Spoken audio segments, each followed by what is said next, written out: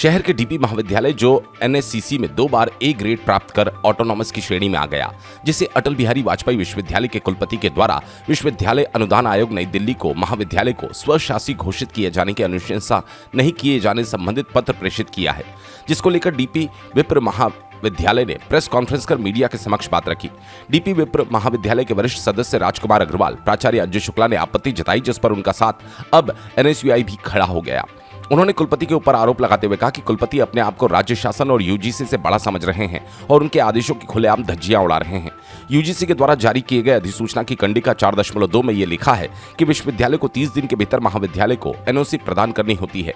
यदि 30 दिन के भीतर महाविद्यालय को एनओसी प्रदान नहीं होती तो महाविद्यालय स्वतः ही ऑटोनॉमस घोषित हो जाएगा। 23 में जब विश्वविद्यालय अटल बिहारी विश्वविद्यालय से को इसको हमारे यहाँ नैक का अवलोकन हुआ तो हमारे छात्रों ने, हमारे स्टाफ ने, प्रिंसिपल ने, सब ने एकजुट होकर अद्भुत मेहनत की और हमें ए ग्रेड मिला और भी कॉलेजों को मिला। हम ये स्वीकार करते हैं कि पहली बार में शायद उनके मानदंड उतने बड़े नहीं थे, लेकिन शुरुआत ही और बिलासपुर के भी कई कॉलेज मिला, छत्तीसगढ़ के कॉलेजों को मिला और इसके द्वारा जो है ए ग्रेड हमें मिला, ये जो बड़ी गौरव की बात थी। लेकिन जब 2 साल के बाद पुनः जब नैक का दूसरा आया तो उनके मानदंड बदल चुके थे, काफ़ी कड़े हो चुके थे और उन कड़े मानदंडों में भी हमने दिन रात मेहनत की है। 6-6 घंटे बैठ कर के एक चीज़ पर पॉइंट टू पॉइंट किस तरह से हम प्रत्यक्ष करें, किस तरह से हमारी क्लासेज ऐसा हो कि जो ट्रांसफॉर्म कर सकें। वैज्ञानिक अध्ययन किया हमने कि किस तरह से हमारे यहाँ रिसर्च का आए, किस तरह से हमने उनको जो है ड्रोन और ऑटोमेटिक साइकिल वगैरह के नमूने बनाए। उन्होंने सोचा नहीं, ये दिखाने के लिए लगा दिए, जब चलाए तो सारे वर्किंग थे मॉडल और उन्होंने आपको रोमांचक बताया। हमने कहा कि आप हमसे कठिन से कठिन प्रश्न करिए, हमने कहा, ताकि हम उन्नति की ओर बढ़ सकें।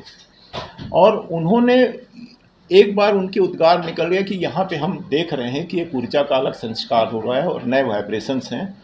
और उन्होंने छत्तीसगढ़ का सबसे हमारा अकेला कॉलेज जो 2 बार ए ग्रेड मिला, ऐसा बाकी किसी महाविद्यालय को नहीं मिला।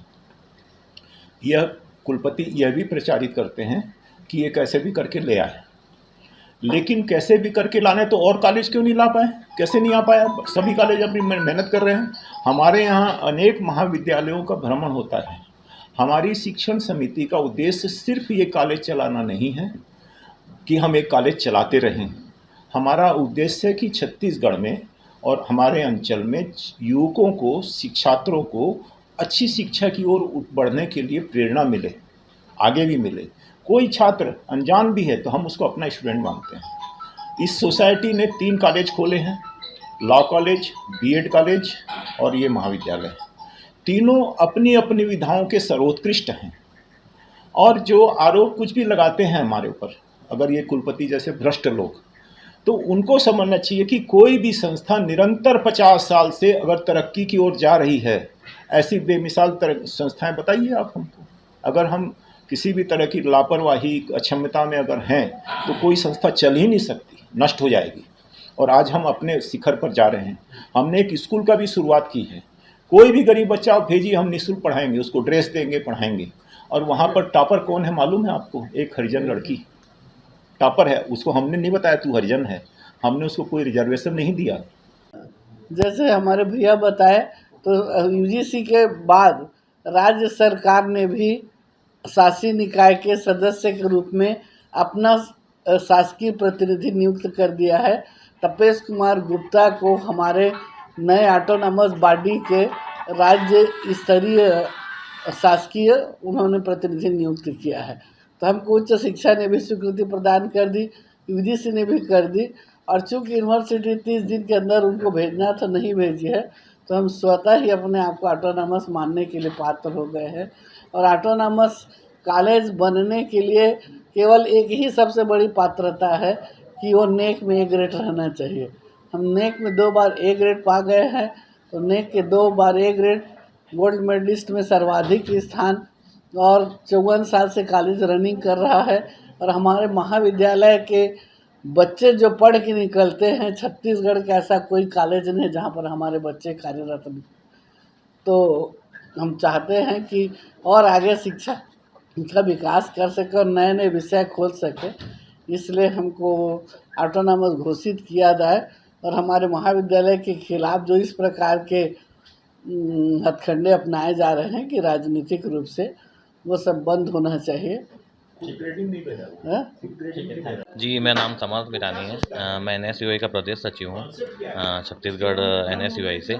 आज हम कुछ मांग लेके आए हैं जो कि महाविद्यालय के खिलाफ में है। एक DP में विप्र महाविद्यालय ऐसा महाविद्यालय है जो कि लगातार 2 बार से NAC में A ग्रेड प्राप्त किया है, जो कि ऑटोनॉमस की श्रेणी में भी आता है। और मैं आपको बताना चाहूँगा कि UGC के द्वारा जारी किए गए अधिसूचना की कंडिका क्रमांक 4.2 में यह स्पष्ट लिखा हुआ है कि विश्वविद्यालय को 30 दिन के भीतर महाविद्यालय को NOC प्राप्त करना है, लेकिन ऐसा अब तक नहीं हो पाया है। इस स्थिति में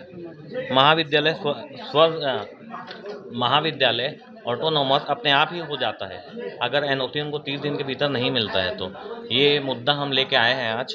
और मैं आपको बताना चाहूँगा, राज्य शासन द्वारा भी आदरणीय तपेश चंद्र जी को DP विप्र महाविद्यालय ऑटोनॉमस का प्रतिनिधित्व नियुक्त किया गया है और UGC द्वारा भी महाविद्यालय को ऑटोनॉमस घोषित कर दिया गया, परंतु विश्वविद्यालय के कुलपति अपने आप को राज्य शासन व UGC से बड़ा समझते हैं और उनके आदेश का खुलेआम धज्जियां उड़ाया जा रहा है। जी, धन्यवाद। इस पे आगे क्या कार्रवाई करेंगे NSI छात्र? जी, अभी तक तो जिस प्रकार ये है कि अभी हम उनको अपना ज्ञापन सौंपेंगे। अगर इसमें कुछ भी नहीं होता है तो हम जल्द से जल्द उग्र आंदोलन की तैयारी कर रहे हैं, जो कि सैकड़ों छात्र इस चीज़ में हमारे साथ रहेंगे। जी, धन्यवाद। समर्थ बिरानी, NSUI प्रदेश सचिव। बिलासपुर से अमित पाटले की रिपोर्ट।